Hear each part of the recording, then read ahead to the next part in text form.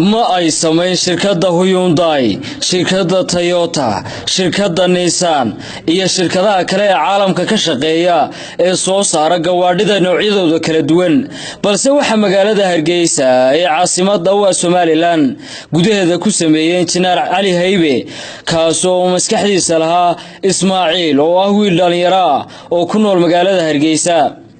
gaarigani oo ka samaysan loox ayaa waxa loo farshaxameeyay hab qurux badan iyadoo mar kaliya ay fuuli karayaan dad aad u tiro badan oo kor u dhaafi kara 12 qof. waa gaari ku shaqeynaya shidaalka baatroolka ay isticmaalaan gaadiidka yaryari. hirgeliyaha baabuurkani noociisu ku cusub yahay indhaha bulshada ee ka samaysan looxaanta injineer Cali Haybe oo aanu ku booqanay goobta uu ku sameeyay gaarigani ayaa waxa uu ii sharaxay qaabka uu ugu hirgalay samaynta baabuurkani. waxa uu nagu qaatay kulli ilaa dhowr bilood way noqonaysaa runtii baalku markuu bir ka kooban yahay uu isku alxanmayaa dee waa saasoo kale loo sameeyaa moogta marka qori iyo isu keento iyo bir uu dhib badan yahay runtii.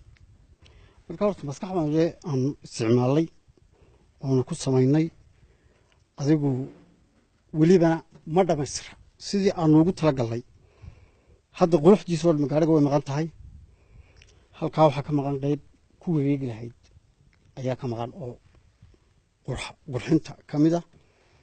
waxa kale oo ka maqan halkaa hoose basrad celisa dhoobada iyo waxa way maqan tahay. adigu wax badan oo qabyaa baa jira.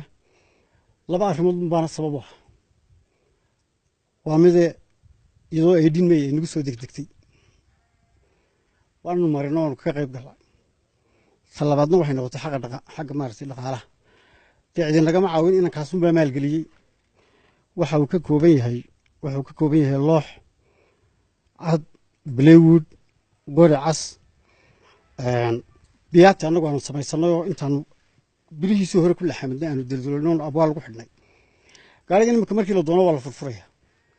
marka wax badan waanu samayn karaynaa. fariintaana waa u diraynaa dowladda iyo dadweynuhuba inay wax nagala qabtaan.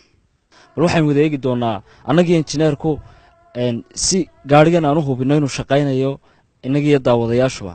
bal injineerkan wada raaci doonaa ee daawadayaal nala socda.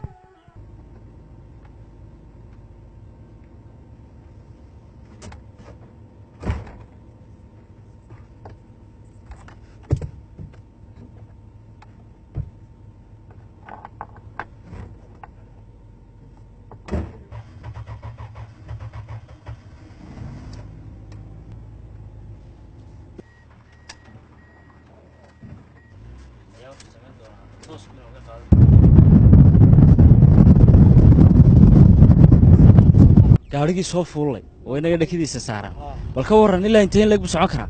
gaariga wuxuu socon karaa taraag dheer buu geli karaa. waanu ugu talagalay weliba baabuurta uu ka qabowiyey oo kulayl ma leh. imikana waxaanu doonaynaa inaanu sheekh ku tagno haddii alla yidhaahdo. waa hagaag daawadayaal, gaarigan ayaa noqonaya kii ugu horreeyey ee noociisa ah ee lagu sameeyo guud ahaan qaaradda Afrika iyo dhulka ay Soomaalidu degto. waxaa noo qorshaysan mustaqbalka inaanu samayno diyaarado iyo gawaadhi ku shaqaynaya tamarta cadceedda. waxaan doonaynaa in dalka gudihiisa lagu samayn karo gaadiidka noocyadiisa kala duwan.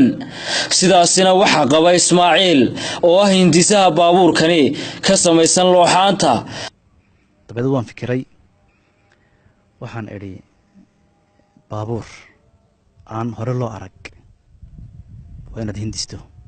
gaarigan markuu inaga dhamaado haddii la yidhaahdo gaari soolar ku shaqaynaya oo isagu bira oo ilaa 2 qof qaadaya inaan sameeyo arrinkaasan markaa ku tala jira haddii la yidhaahdo. kadib diyaarad bay noqonaysaa loox ah oo kacayso duulaysa inaan samayno insha Allah. kadib wixii kale ka sii badan waxaa laga yaabaa in aynu maalmaha kamid ah aragno waddankeena isagoo diyaarado iyo maraakiib iyo dayax gacmeed samaystay oo anagu aan sabab u noqono haddii la yidhaahdo. وعي دروس عبد الله إسماعيل بيرشيا تلفزيون عالمي Universal هرقيسة.